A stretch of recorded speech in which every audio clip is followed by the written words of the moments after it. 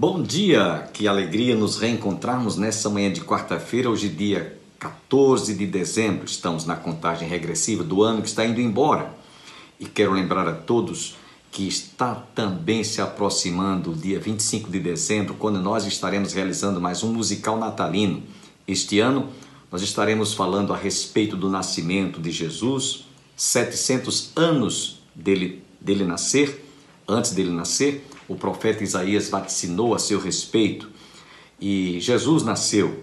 E nós vamos estar narrando uma história muito bonita de um avô compartilhando para os seus netinhos a história do nascimento de Jesus, como tudo aconteceu até os dias atuais. Vale a pena você comparecer, leve a sua família, leve os seus filhos, as crianças, porque elas vão simplesmente adorar.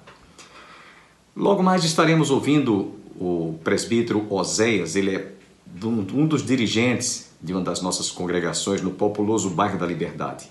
Esteve pregando recentemente em nosso templo e nós teremos a oportunidade de ouvi-lo dentro de instantes. Você também ouvirá logo mais o cantor Ade Souto, cantor da terra aqui de Campina Grande. Continuemos orando pelo Brasil. A situação é difícil, o momento é crítico pelo qual todos nós estamos passando e, naturalmente, só Deus pode realmente trazer a solução pacífica e democrática para que tudo se normalize. Oremos, portanto, pelo Brasil.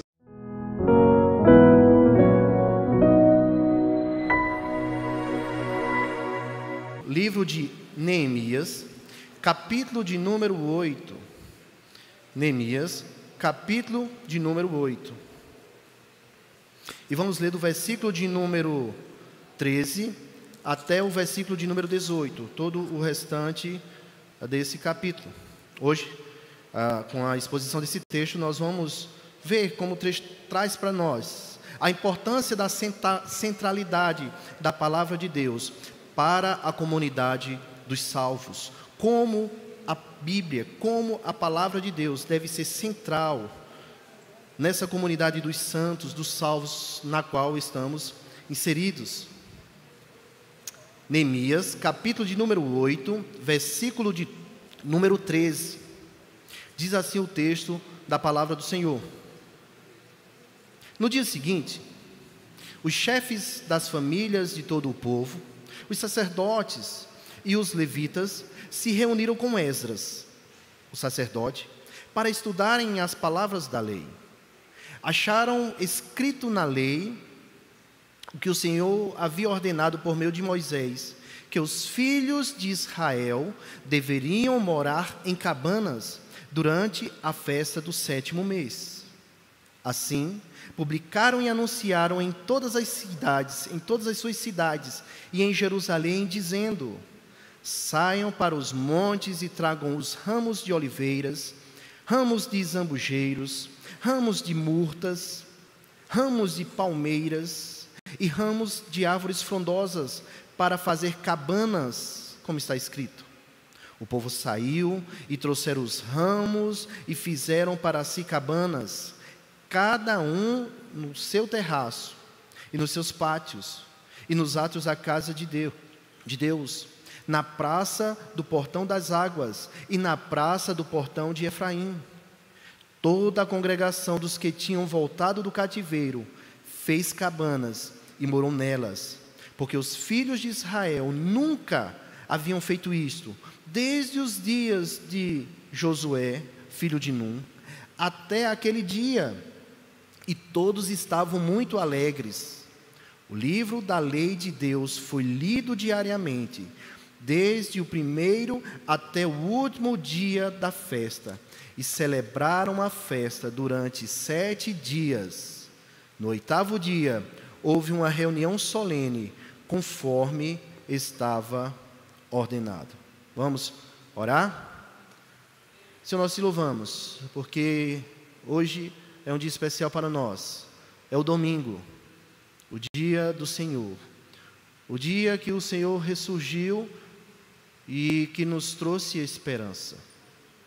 Como aquele autor coloca, que quando o Senhor cria a terra, ela estava sem forma, vazia, uma escuridão, densas trevas, até que no primeiro dia o Senhor diz: haja luz. Então no primeiro dia houve luz. E aí se relaciona aquele sábado após a crucificação, negro, cheio de trevas, mas no primeiro dia da semana houve luz, porque Cristo ressuscitou e apareceu aos seus discípulos. E nós estamos aqui para celebrar a tua ressurreição, ó Senhor Jesus. Estamos aqui para dedicar nossas ofertas, nosso louvor, nossa vida. Estamos aqui também para ouvir a tua voz, ouvir a tua palavra. Nós precisamos ouvir a tua voz. Tua palavra diz, o salmista, ele exclama dizendo: uma vez Deus falou e duas vezes eu ouvi que o poder pertence a Deus. Então fala, e a tua voz há de reverberar no nosso coração. O salmista também, ele diz: abre os meus olhos para que contemple a beleza da tua lei. Então abre os nossos olhos, nosso entendimento, para que amemos a tua palavra mais. Vejamos, entendamos, compreendamos como ela é bela para a nossa vida. Abençoa as nossas crianças. Já oramos por elas, Senhor, e agora nós pedimos a tua bênção para que naquela salinha elas possam aprender a te amar. Abençoa as professoras que dedicam a sua vida a estar ensinando esses pequeninos. É o que nós pedimos, no nome de Jesus, amém. Os irmãos podem sentar. Queridos, o texto mostra a importância da centralidade da palavra na vida do povo de Deus. Um político, um diplomata, um homem muito conhecido, Rui Barbosa, e ele apresenta as escrituras da seguinte forma, e esse texto é bastante conhecido. Ele diz: se eu coloco as escrituras abaixo de todos os livros, é ela que mantém todos eles. Se eu coloco no meio dos livros, ela é o coração desses livros.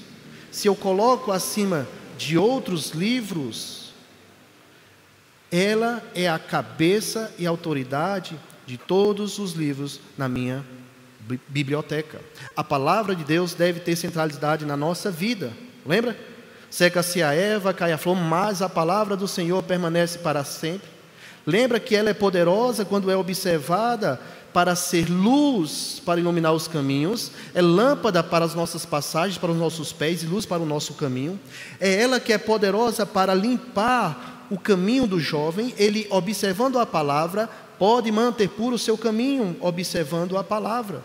Então nós vamos ver nessa noite a importância da palavra na vida do povo de Deus. Nós vemos aqui do capítulo 8, um avivamento acontecendo no meio do povo de Deus, daquele povo que voltou do exílio. E no versículo 13 você vê dando continuidade àquilo que já tinha acontecido no versículo 1. Para que eu e você possa se situar onde nós estamos, o livro de Neemias, ele relata fatos de 445 antes de Cristo, quando o povo retorna do cativeiro, onde esteve na Babilônia durante 70 anos. Esse retorno se dá em 3 etapas. Quando você for ler o livro de Esdras e Neemias, esses 2 livros contam uma mesma história, dividida em 3 partes, que é o retorno do povo, lá de onde esteve como cativos lá na Babilônia, para a terra prometida. Em 722 a.C., o povo de Deus, de tanto andar longe dos caminhos do Senhor, tem o reino do norte destruído pela Assíria. Décadas depois, em 586, o reino do sul, o reino de Judá, é levado como cativo, como escravo, para a Babilônia. E passam 70 anos como escravos. É onde entra a história que nós vamos ler. Esse período, quando esteve cativo na Babilônia, é aquilo que nós vemos no Salmo 137, quando diz: quando os nossos captores nos pediam para que tocássemos canções, nós dizíamos: como tocaremos, como iremos nos alegrar numa terra estranha? Isso era quando eles estavam presos. Mas se cumpre a profecia de que apenas 70 anos seria a sua prisão, e eles retornam para a terra. quando retornam para a sua terra, acontece aquilo do Salmo 126. O Salmo 126 é escrito no retorno do povo à sua terra, o povo de Deus à terra prometida. Quando o Senhor restaurou nossa sorte, éramos como os que sonham. Eles estavam alegres retornando à sua terra. Eles retornam à sua terra e, chegando lá, reconstrói primeiro o templo com Zorobabel. Anos depois, 80 anos depois, vem Esdras e começa a reconstruir a vida espiritual do povo, a adoração. 13 anos depois, vem Neemias e começa a reconstruir a cidade como um todo, os muros da cidade. Ele termina a construção. O povo para, depois de toda a briga, luta que teve, de toda a oposição, mas Deus deu vitória ao seu povo. Quando você for ler, aí eu abro um parênteses bem grande, Esdras e Neemias, veja a mão de Deus poderosa sobre o seu povo, porque por lá passa o rei Ciro, passa Dario, Xerxes e Artaxerxes, todos os reis abençoando o povo de Deus. Os livros querem mostrar que quem reina é Deus. E como os provérbios diz, Deus direciona o coração do rei. O rei é como um rio, o coração do rei nas mãos do Senhor. Ele direciona para onde Ele quer. E você vê isso bem claro em Esdras e Neemias. Deus é quem dá a última palavra. Terminada a construção, agora o povo se reúne para ouvir da palavra do Senhor. É nesse texto que agora nós entramos. No dia anterior, no primeiro dia do mês 7, o povo passou mais de 6 horas em um culto. No dia seguinte, como nós lemos no versículo de número 13, é que o povo mais uma vez quer conhecer mais a palavra de Deus. Primeiro, os líderes buscam mais conhecimento das Escrituras. Versículo 13 diz: no dia seguinte, os chefes das famílias de todo o povo, os sacerdotes, os levitas, se reuniram com Esdras, o sacerdote, para estudarem as palavras da lei.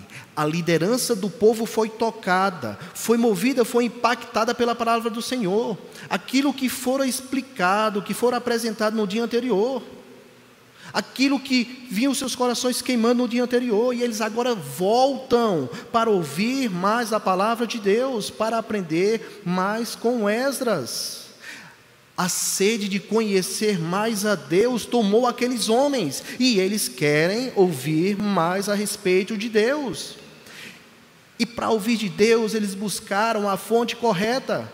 Diz que eles se reuniram com Esdras para estudarem as palavras da lei, para estudar a palavra de Deus. De fato, eles procuraram a fonte verdadeira que pode descedentar a sede do homem, que faz com que o homem aprenda mais de Deus. É a palavra de Deus, as Escrituras. Nas Escrituras nós podemos aprender, irmãos, mais sobre quem é Deus, mais sobre a sua vontade. Nas Escrituras, irmãos, ela apresenta quem é o próprio Deus.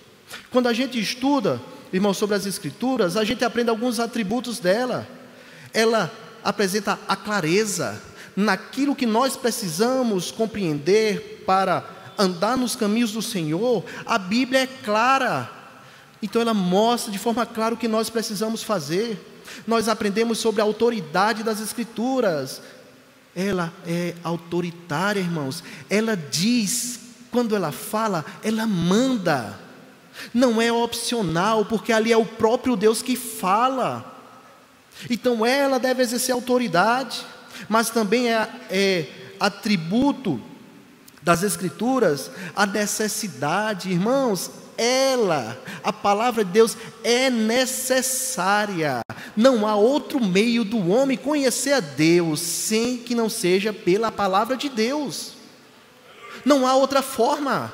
Assistindo o jornal você não vai conhecer mais sobre Deus. É lendo a palavra, lá está a história de Deus. É Ele que conta a história. Ela é necessária. Mas não só isso, ela é suficiente. Não precisa de mais nada. A palavra de Deus é suficiente para conhecer quem é Deus. Ela tem tudo o que nós precisamos. E o Senhor Jesus mostra isso, que a palavra de Deus, ela é muito importante. Agora, irmãos, se aqueles líderes foram até aquele sacerdote buscar conhecimento e foram na fonte correta, que foram lá nas Escrituras, nós temos que observar que eles também pediram auxílio à pessoa correta. Eles foram até Esdras, e se eu e você caminhar pelo livro de Esdras, no capítulo 7, versículo 10, diz: porque Esdras pôs no seu coração o propósito de buscar a lei do Senhor, cumpri-la e ensinar a Israel os seus estatutos e juízos. Esdras, de bom grado, com a sua própria vontade, ele se dedicou a conhecer mais de Deus, a buscar a lei, mas não só buscar, a cumprir, a obedecer, mas não só a conhecer e obedecer, mas a ensinar. Então aqueles homens vão até a pessoa certa, aquelas lideranças vão até a pessoa certa, a pessoa de Esdras, para que lhes ensine a palavra de Deus. Queridos, quantos nós não acompanhamos na trajetória, não se desviaram, porque não foram para a pessoa certa aprender mais de Deus? Nós vemos isso desde Nimrod. Você lembra daquele povo, os babelitas, que decidiram construir uma torre que chegasse até o céu? E era como se chegasse lá e dizia para Deus que agora não vai mandar mais um dilúvio, que não vai mais nos espalhar sobre a face da terra. Eles estavam sendo liderados por Nimrod. Aquele homem guiou eles para longe de Deus. Lembra de Arão guiando o povo para longe de Deus? Enquanto Moisés estava no monte orando 40 dias, 40 noites, Arão fazendo com que o povo tivesse um bezerro de ouro para adorar. Lembra de Balaão sendo pago para fazer com que o povo se desviasse da fé? Lembra de Acabe e Jezabel, rei e rainha de Israel, que instituíram a adoração a Baal? Lembra dos falsos profetas da época de Jeremias, que quando Jeremias dizia o cativeiro vai durar 70 anos, os falsos profetas diziam: não, Deus vai rasgar o jugo e vai libertar o povo. O povo passou 70 anos no cativeiro. Lembra dos fariseus, que ensinavam as pessoas mais sobre sua tradição, sobre sua religião, do que sobre a lei e a vontade de Deus? E hoje, irmãos, o que não dizer desses pregadores que pregam aí um pseudo-evangelho, algo parecido com o evangelho, que barateiam a graça de Deus, que coloca todas as esperanças nessa terra. Busque a fonte correta, que é a palavra de Deus, e Deus dotou a igreja de homens para te fazer conduzir, andar nesse caminho correto. Homens de Deus, oremos pelos nossos pastores, oremos para que Deus levante homens que tenham um compromisso com a palavra de Deus e a instrua ao povo e a ensine ao povo, para que o povo não busque com pessoas que os levam para longe de Deus. Procure pessoas mais experientes que você na fé, para que você caminhe com ela e aprenda um pouco mais. Isso é o discipulado. Você tem a oportunidade de aprender mais a palavra de Deus na EBD, Escola Bíblica Dominical, no culto de doutrina. Procure conhecer mais, buscar mais da palavra de Deus. Procuraram na fonte correta, com alguém que podia instruir o povo. Procure na fonte correta e alguém que possa te ajudar a caminhar de forma correta nos caminhos do Senhor. Agora, vê o detalhe do texto. O texto fala que foram apenas os líderes. Não foi todo o povo, foram os líderes. Claro que eles ali assumiram sua responsabilidade de guiar o povo. Mas eu pergunto a você, nessa busca incessante, esse desejo pela palavra de Deus, conhecer mais a Deus, nós estamos em que grupo? Nesse dos líderes que buscaram conhecer mais a Deus, ou do povo que não procurou? Em que grupo eu e você se encontra? Nós temos buscado conhecer mais a Deus? Precisamos estudar mais a palavra de Deus. Mas o texto não para por aí. Água, irmão, trazer água. Mas o texto não para por aí. E segundo, nós vemos que ao estudar as Escrituras, aqueles homens descobriram qual é a vontade de Deus. Versículo de número 14: acharam escrito na lei que o Senhor havia ordenado por meio de Moisés que os filhos de Israel deveriam morar em cabanas durante a festa do sétimo dia. Quando eles estudaram a lei, quando eles foram até as Escrituras, eles entenderam qual era a vontade de Deus. Descobriram que aquele mês, no calendário deles, no sétimo mês, era o mês dedicado a uma festa alegre, que eles deveriam celebrar a Deus, a festa das cabanas. Quando eles foram para a fonte, descobriram qual era a vontade de Deus. Em Levítico, no capítulo de número 23, versículo 39, fala sobre essa festa, diz: porém, aos 15 dias do sétimo mês, quando tiverem recolhido os produtos da terra, vocês celebrarão a festa do Senhor durante 7 dias. E descreve como seria a festa, como essa festa seria alegre. Também Números mostra como essa festa deveria ser feita. Essa festa, para nós termos ideia, a chamada festa dos tabernáculos, o povo ia passar alguns dias morando em tendas, em cabanas. Eles iam fazer umas tendas, umas cabanas para eles. Aqueles que não moravam em Jerusalém, que vinham de outras cidades, ficaram nos pátios, no templo, nas praças. Aqueles que moravam na cidade, na frente ou no terraço de sua casa, fizeram a tenda. Porque essa festa celebrava que durante 40 anos o povo morou de forma improvisada, num ambiente inóspito, num ambiente em que tinha falta de tudo. Conseguiram passar 40 anos, porque Deus lhe trazia a provisão necessária. Essa festa apontava para um Deus provedor. Essa festa apontava para um Deus que dá o suporte que nós precisamos para passar nas situações. Enquanto o povo de Israel, irmãos, reclamava, dizendo que os filhos deles iam morrer, não iam entrar na terra prometida, que o maná que Deus dava só durava um dia, Deus providenciou, dia após dia, durante 40 anos, o que eles precisavam. Dia após dia, eles precisavam confiar em Deus, e durante 40 anos, Deus cuidou de cada um israelita. Aqueles que diziam: nossos filhos vão morrer por causa desse deserto, eles não entraram na terra prometida, mas os filhos, que eles achavam que Deus não ia cuidar, entraram. Deus mostrando que cuida, Deus mostrando que provê o necessário. Essa festa apresentava um Deus provedor, que cumpre as suas promessas. Quando eles estudaram as Escrituras, descobriram qual era a vontade de Deus, que era fazer essa festa celebrando a Deus. Irmãos, é nas Escrituras que nós encontramos, valeu, benção. É nas Escrituras que nós encontramos e aprendemos mais de Deus, e é lá que descobrimos qual é a vontade dEle.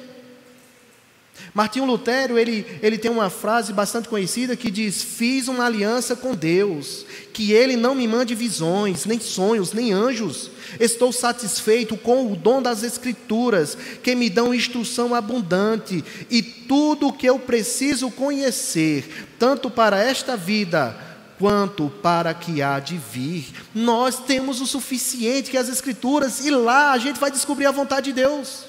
E a vontade de Deus para o seu povo é a santificação, é nós andarmos nos seus caminhos, é confiarmos nele. É a vontade de Deus para nós. Quer descobrir mais qual é a vontade de Deus? Leia as Escrituras.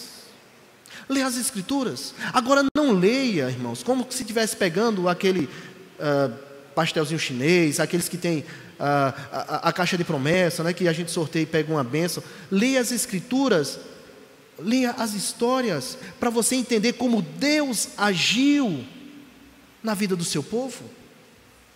Leia um texto todo, um capítulo todo, um livro todo, que você vai ver a mão de Deus agindo sobre o povo. E você vai ver qual é a vontade de Deus para o seu povo. É pena, no melhor desta mensagem, nós temos que fazer esta abrupta interrupção, mas nós vamos ficar devendo para que você continue conosco amanhã, se Deus assim nos permitir. Quero lembrar nesses instantes finais o nosso musical natalino. No próximo dia 25 deste mês, a Igreja do Calvário, situada às margens do Açude Velho, confluência com o Parque da Criança, estará realizando mais um evento, inclusive que faz parte do calendário turístico de Campina Grande. O primeiro Natal, como tudo aconteceu, está imperdível. Você não pode deixar de prestigiar e de participar juntamente com sua família e as crianças, porque estaremos contando uma história este ano de uma família que está celebrando o Natal. E você precisa de saber o verdadeiro sentido do Natal. O Natal, uma das festas mais belas do nosso calendário, tem sido deturpada através dos séculos. Portanto, não percam, dia 25, Igreja do Calvário. Tenham todos um bom dia e nós vamos encerrar o nosso programa com o cantor Luiz de Carvalho. Até amanhã, se Deus quiser.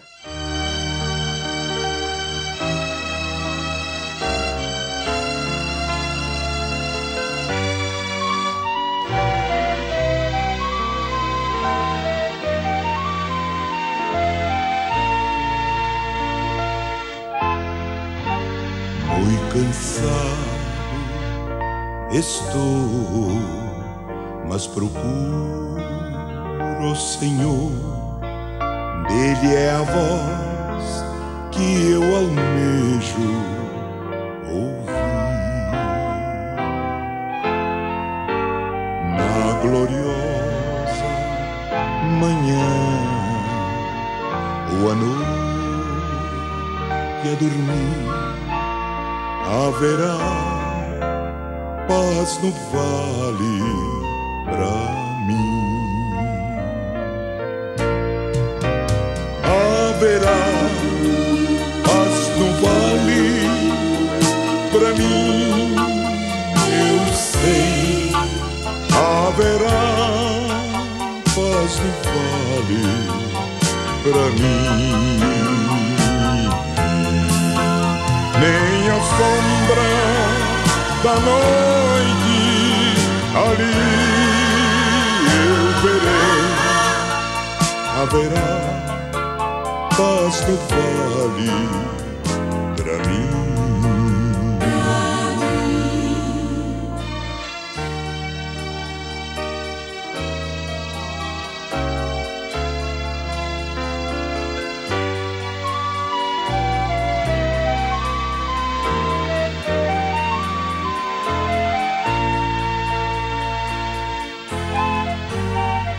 O sol surgir no horizonte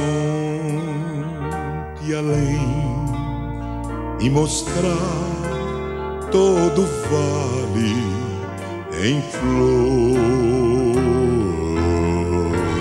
eu ali quero estar muito alegre a cantar na presença do meu Senhor. Haverá paz no vale pra mim, eu sei. Haverá paz no vale pra mim. Nem a sombra da noite ali eu verei. Haverá paz no vale pra mim. Haverá paz no vale pra mim.